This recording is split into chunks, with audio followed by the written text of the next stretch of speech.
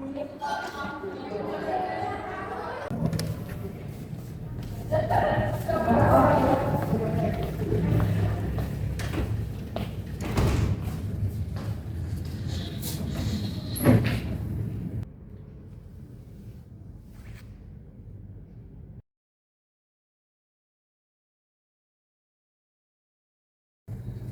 ya, saya sudah menyiapkan laporan keuangan bulan ini, dan saya kira kita perlu membicarakan sesuatu. Ini pasti soal harus kas lagi ya? Terus, Belakangan ini saya merasa kayak usaha kita tuh seperti kehabisan nafas. Padahal kalau dilihat dari penjualan itu termasuk lumayan. Tapi kok uangnya nggak ada yang kelihatan. laporan keuangan sih menunjukkan bahwa kita memang kesulitan menjaga kestabilan administrasi, terutama karena kita harus membayar pemasok sekaligus mempertahankan tiket panas. Saya tahu benar, tapi masalahnya kebutuhan operasional kita itu selalu mendesak.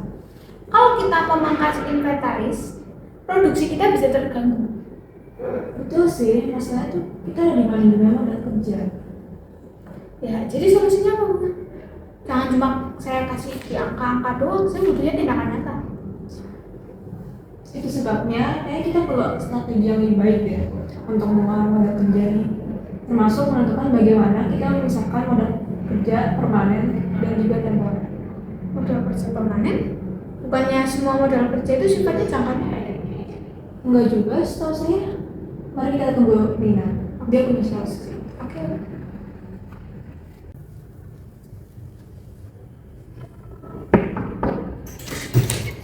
Selamat pagi, Alia, Bunga. Pagi.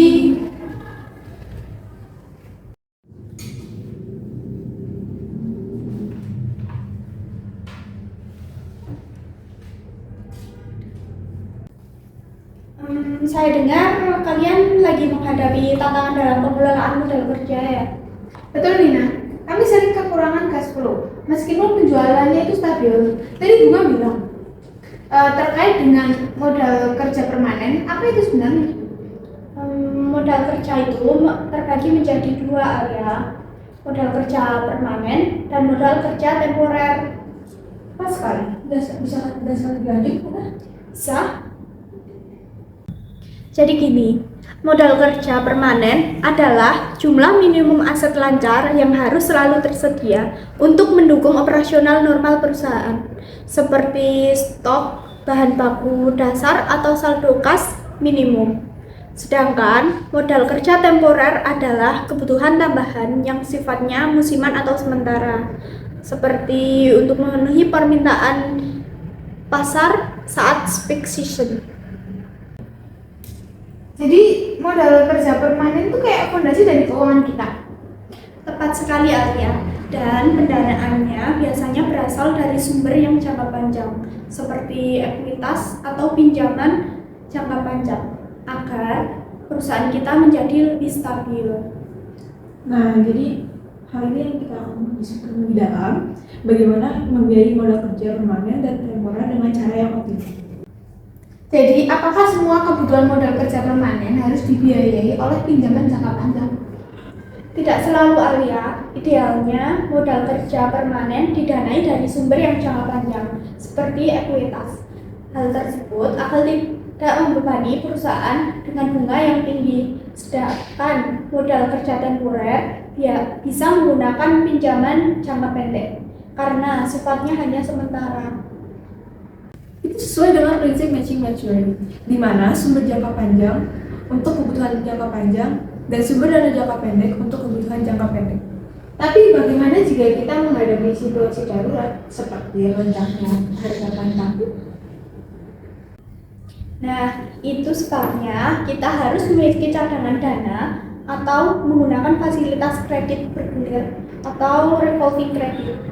Dan begitu, kita tetap fleksibel tanpa mengganggu modal kerja yang permanen. Kalau begitu, saya rasa kita perlu membuat kebijakan khusus deh. Misalnya, menetapkan batas minus saldo kas yang harus tersedia setiap bulan. Setuju. Itu juga harus memastikan tidak terlalu bergantung pada pinjaman jangka pendek. Nah, masalah ini umum terjadi di bisnis yang sedang tumbuh.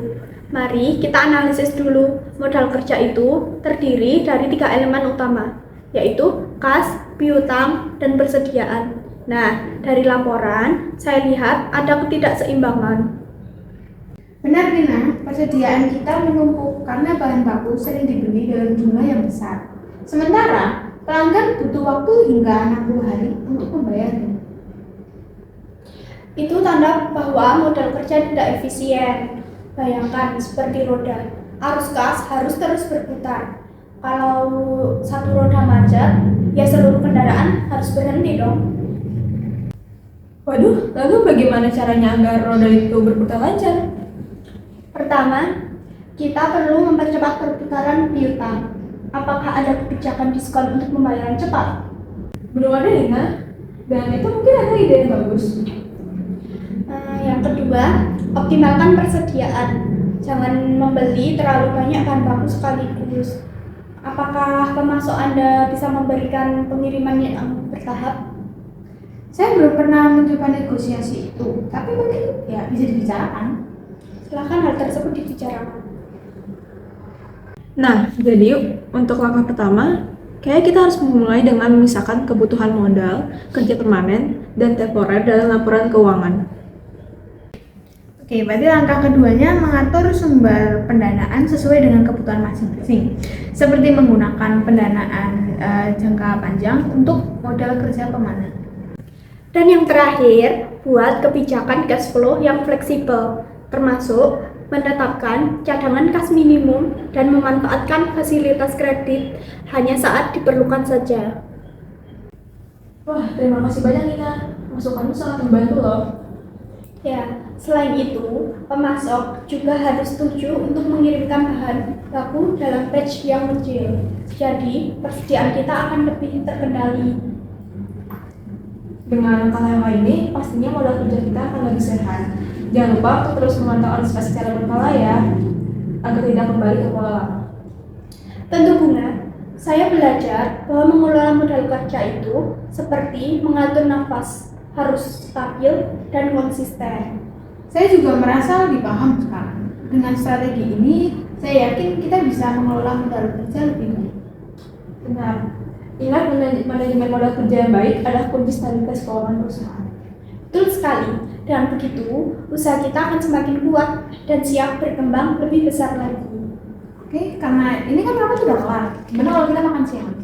Oke.